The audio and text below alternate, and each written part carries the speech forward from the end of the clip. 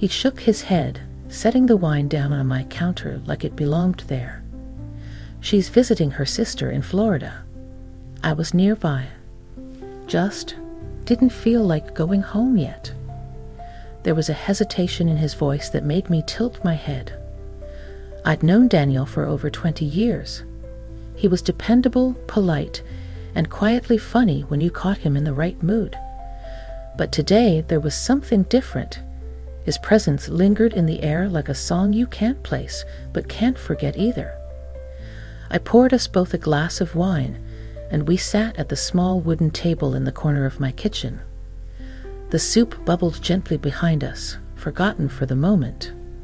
"You ever get tired of pretending everything's fine?"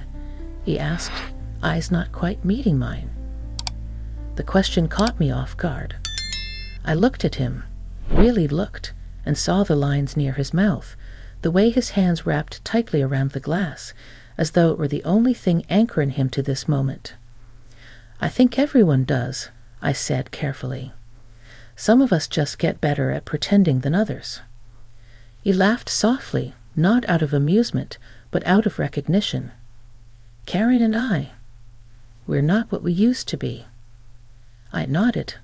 I didn't need details. The truth was in the silence between his words. I'd seen the way they moved around each other lately, like dancers who had forgotten the steps but were still trying to finish the performance.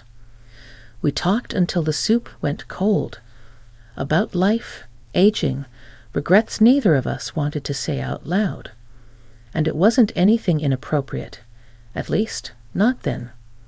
But the closeness, the quiet warmth, the way his voice softened when he said my name, it reached some part of me I thought had gone dormant long ago.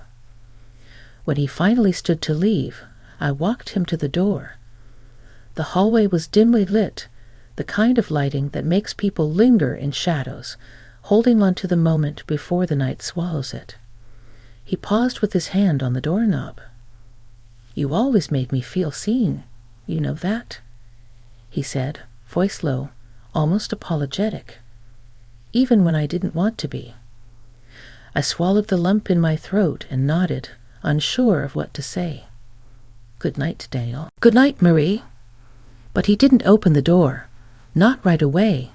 He turned slowly, and for the first time in years, someone looked at me like I was more than just a friend, more than just Karen's reliable confidant, more than a woman who had settled quietly into her life. "I never said this before," he said, "but I always admired the way you carry yourself. Like life hasn't broken you, even when it tried." His words hung in the space between us like perfume. And in that moment, I felt beautiful, not because of how I looked, but because someone had finally noticed the parts of me I'd long since tucked away. He didn't kiss me. He didn't touch me. But the silence between us felt electric, and when he finally walked out, I closed the door gently behind him, standing there for a long moment with my hand still on the handle. The next morning, I found his scarf on the back of the chair. I didn't call to return it. Over the next few days, I couldn't shake the sound of his voice, the way he'd looked at me. Karen texted once, said Florida was lovely, and she'd be back next week. I kept the conversation short, guilt curling in the edges of my chest, even though nothing had happened. But something had happened, and I knew it would change the way I saw him, and maybe even myself. A few nights later, just as I was about to turn in, I heard a knock at the door again. It was late, nearly 10 p.m. I stood in my robe, unsure whether to answer, heart suddenly loud in my chest. It was him again. "I didn't know where else to go," he said. I let him in. He sat on the edge of the couch, silent, as though trying to find the right words. I sat beside him, hands clasped in my lap. "Do you ever wonder," he began, "what life would have been like if we met at a different time?" I looked at him, felt a chill run through me, not because it was cold, but because I had wondered the same. "I try not to," I replied. "But you do." Yes. He turned to face me fully then, and the look in his eyes was not one of seduction but of longing. A longing to be known, to be heard, to be understood. We sat like that for what felt like hours, words not needed to fill the space.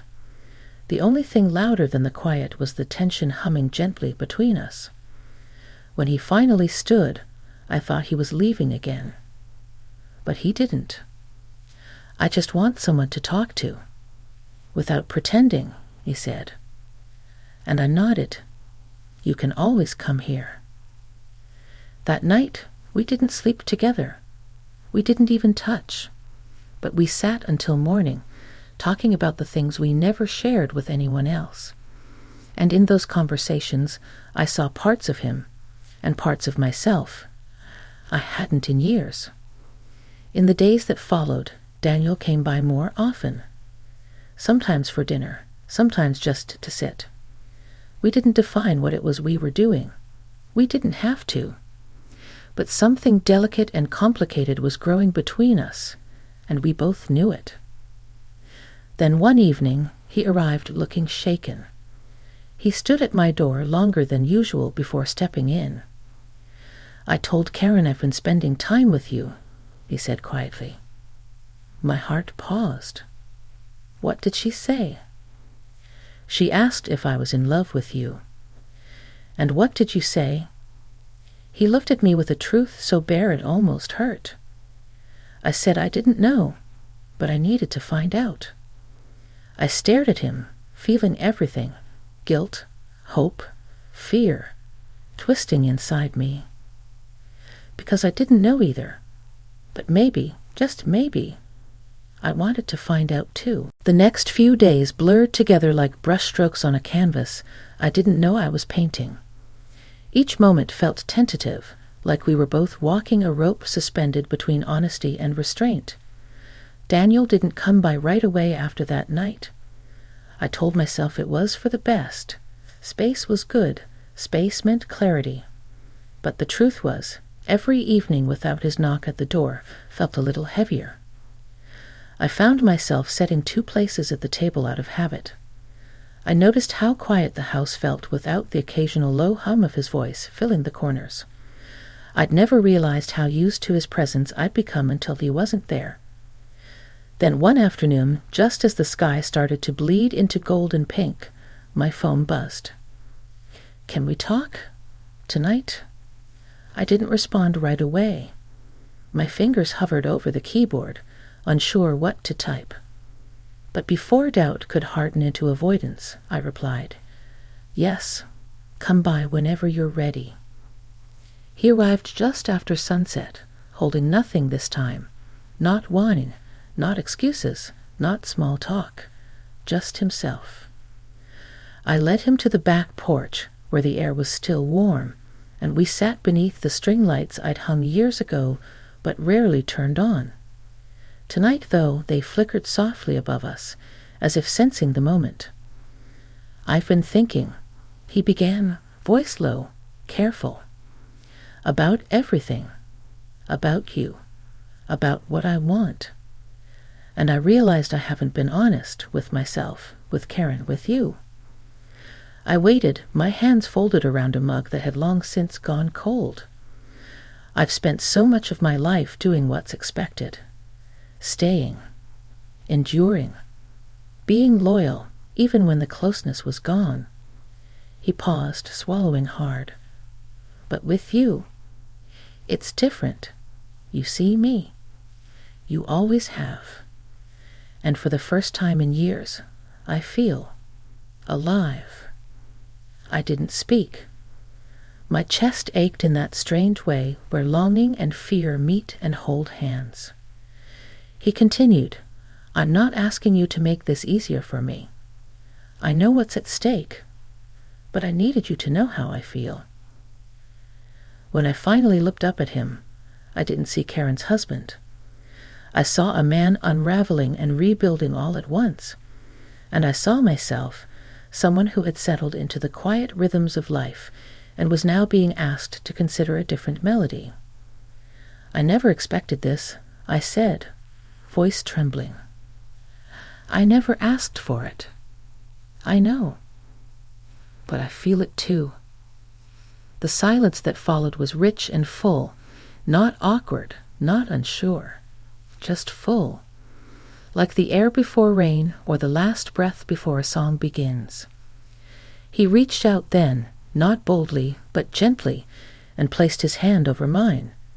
It was warm, steady, and his thumb moved just slightly across my skin.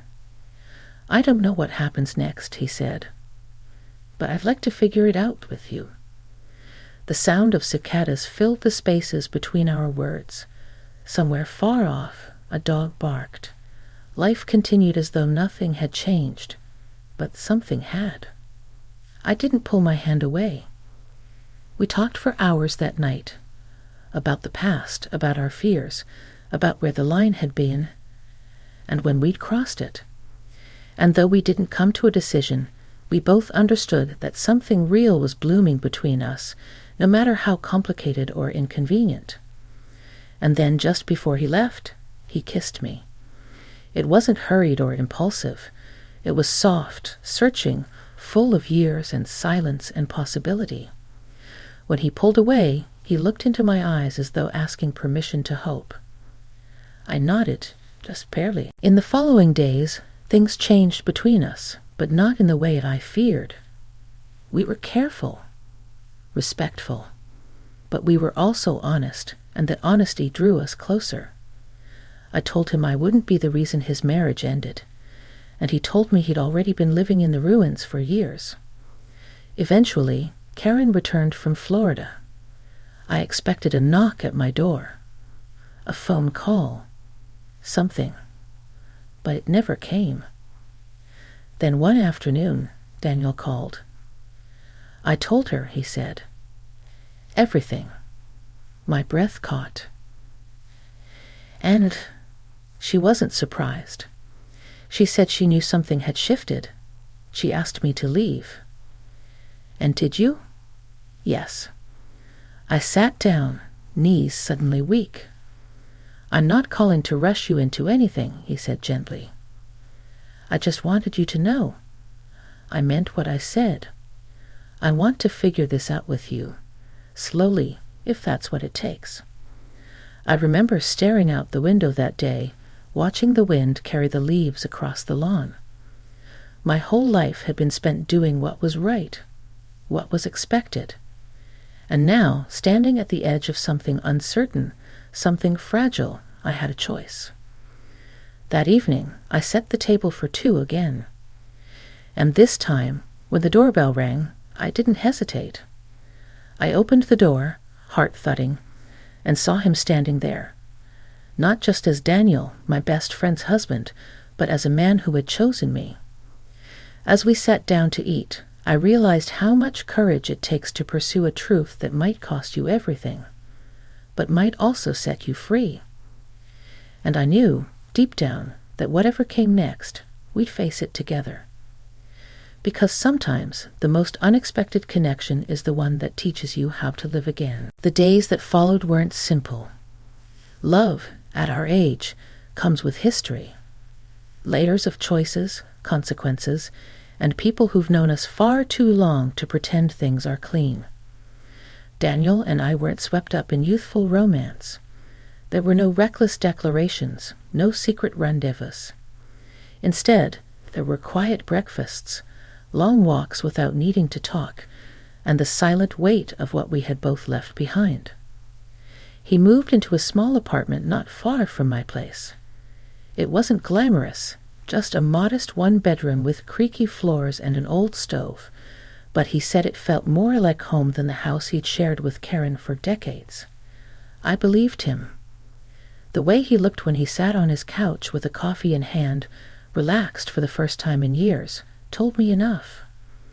But the world didn't stop spinning just because we had found something new. Word spread. It always does. First, it was the stares of the grocery store. Then came the phone calls, muted rings that stopped when I picked up. Eventually, an old friend asked me directly, "Did you really do that to Karen?" That question lingered in the air for days, like smoke that wouldn't clear. I hadn't done anything, not in the way they meant. There was no betrayal in the shadows, no secrets passed like notes in a crowded room. Still, it didn't matter. Perception always runs faster than truth. I found myself questioning everything. Was it worth it? The whispers, the tension, the friendships that seemed to thin out like old paper. At night, I'd lie awake beside Daniel and wonder if we built something too fragile to survive outside our little world. One evening, I came home to find a letter slipped beneath my door. It was from Karen. Her handwriting hadn't changed since college, looped and even, with a small heart she still used to dot her eyes. Marie, I'm not angry anymore. I don't know what I expected from you. Maybe a phone call. Maybe space. But I've had time to think, and I realized this didn't start with you. This started with Daniel and me years ago, when we stopped seeing each other, when we started pretending everything was fine. I won't lie and say it doesn't hurt. It does. But I'm not blind. I know what connection looks like. I saw the way he looked at you, even back then. I just chose to ignore it. I hope it was worth it. I hope you're happy. I really do. Karen. I read it over and over until the words blurred. Then I folded it carefully and tucked it into the back of a drawer, not out of guilt, but because it felt like the closing of a chapter that had already ended. When I told Daniel about it, he sat with the letter in his hands for a long time. She's right, he said finally. We stopped seeing each other a long time ago. I stayed because I thought that was loyalty. But loyalty without love isn't noble. It's just fear in disguise. His words were a kind of release. From that point forward, something shifted in me. I stopped apologizing to others, to myself, for choosing a life that felt alive. I started gardening again. I hosted dinners. I joined a small book club. And through it all, Daniel was there, not as a rescue, not as some prize, but as a partner, someone who held space for me to be exactly who I was without explanation. It wasn't perfect. We disagreed. Sometimes we fell quiet. But there was something sacred in the way we handled each other, with care, with patience, with a shared understanding that time was a gift, not a guarantee. Then one morning, as we sat on my porch watching the sun rise over the yard, he turned to me and said something I didn't expect. I want to grow old with you. I laughed. We're already old. Then I want to keep doing it with you. It was the simplest promise, yet it meant everything. Because after all the years, all the endings, all the shifting tides, here we were, two people who had chosen each other when it would have been easier not to. And in that moment, I knew I had made the right choice. Not because it was easy, but because it was real. Life didn't suddenly become a fairy tale. That's not how it works, especially not at 58. We still had bills, occasional aches in our joints, and mornings when we grumbled more than we spoke. But what we had, what grew between us, was something honest. Not flashy or flawless, but deeply rooted in mutual respect and hard-earned understanding. It was in the little things. Like how Daniel would always warm my coffee mug before pouring the first cup.